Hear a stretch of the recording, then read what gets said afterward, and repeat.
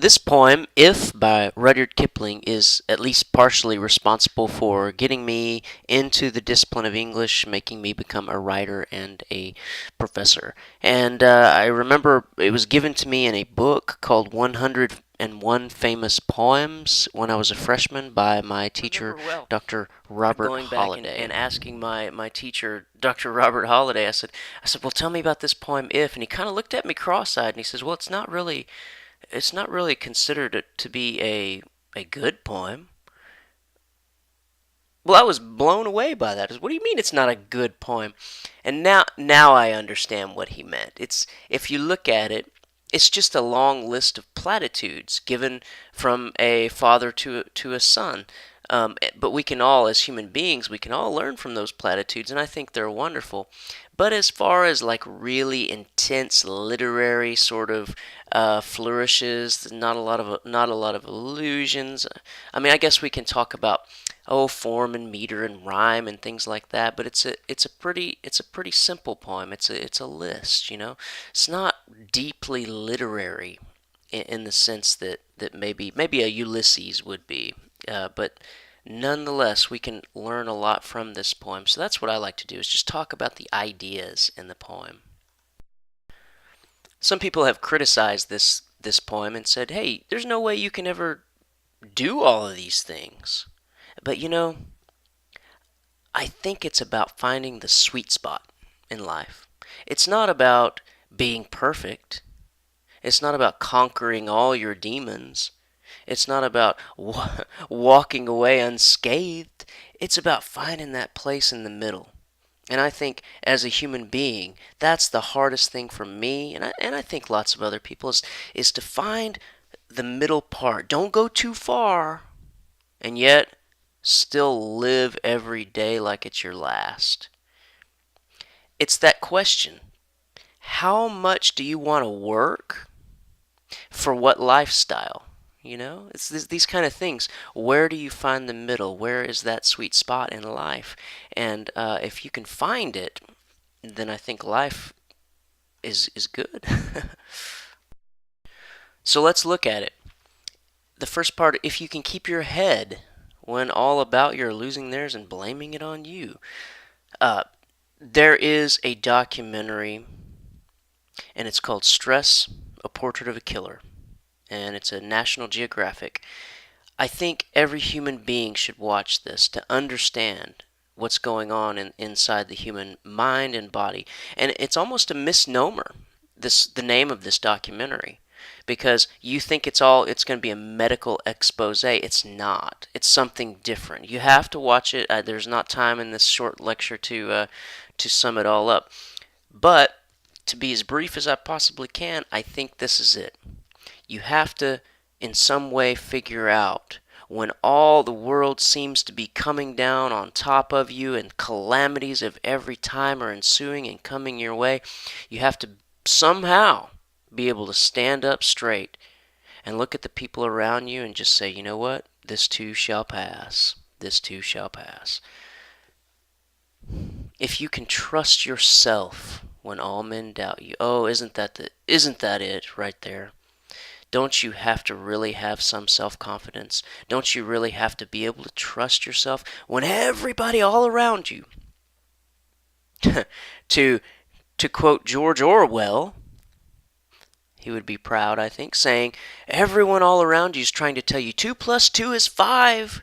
2 plus 2 is 5. You know it is. But you know in your mind that it's not.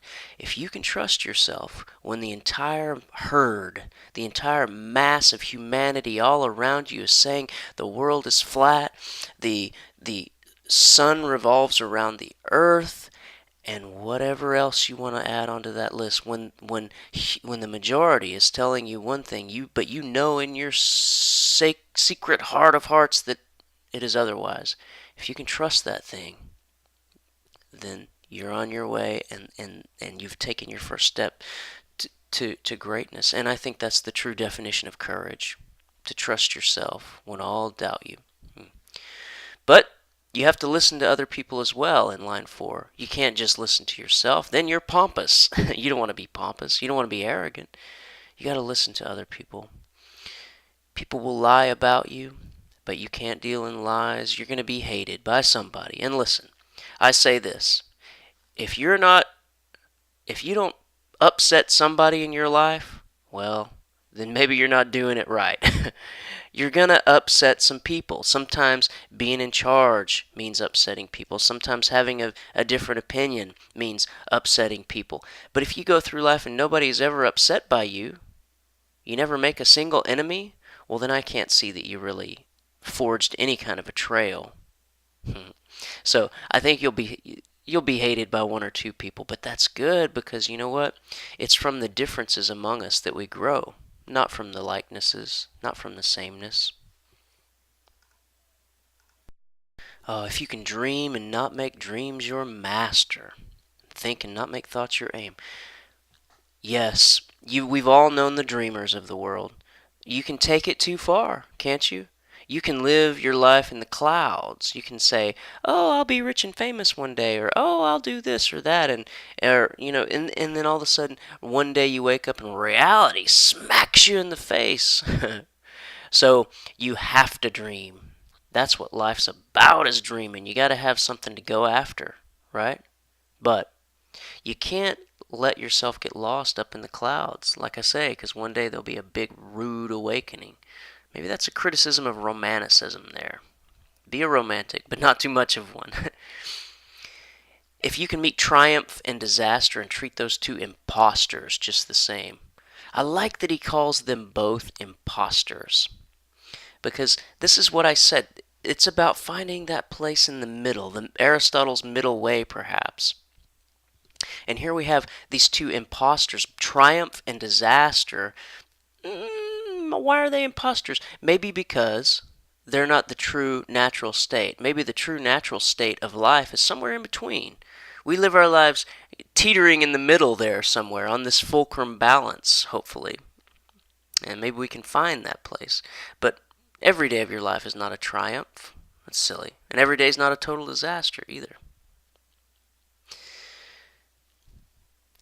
If you can bear to hear the truth you've spoken twisted by knaves to make a trap for fools, or watch the things you've gave your life to broken and stoop, build 'em up with worn out tools. That's my favorite part of the poem, without question. Me as a teacher, I hope I hope to be a speaker of true things.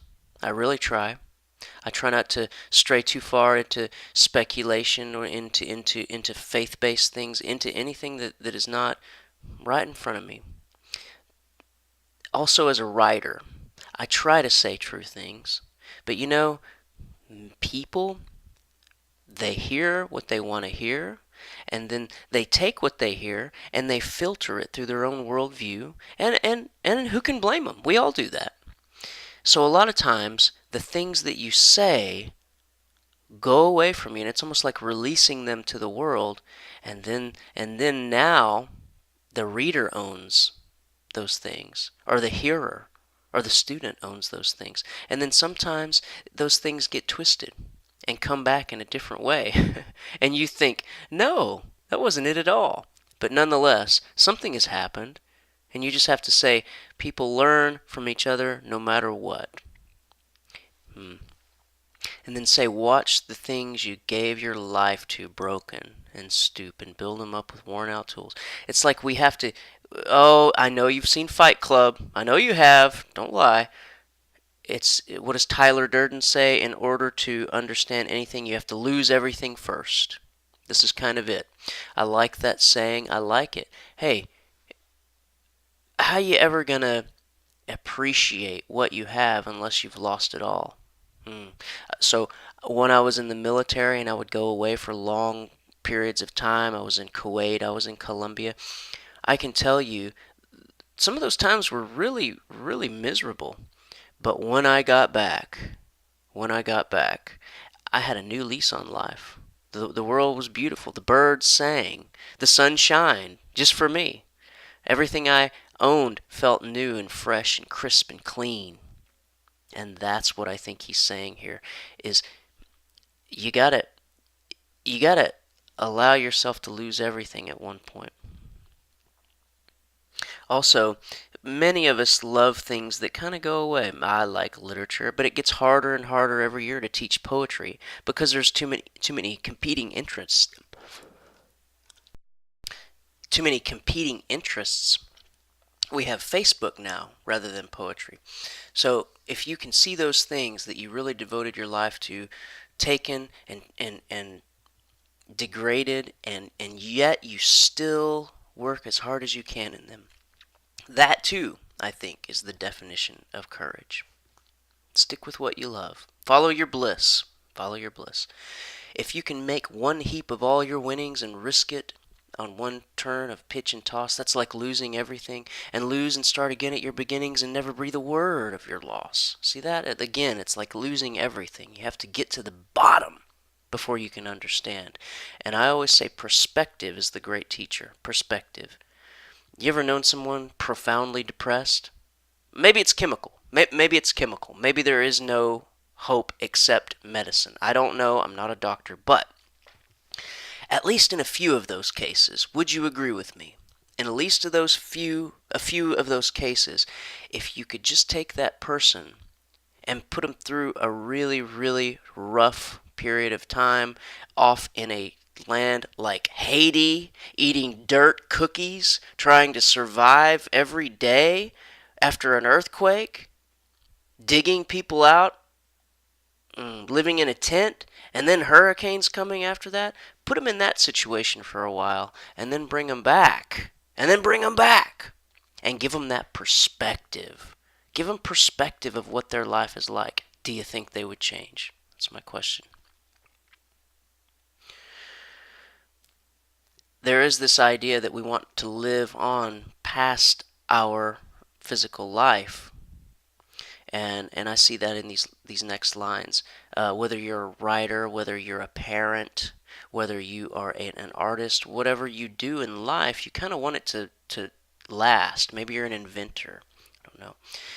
He says, if you can do that. Now, in the last stanza, talk with crowds and keep your virtue. Don't become arrogant. Don't become pompous. That's don't go there.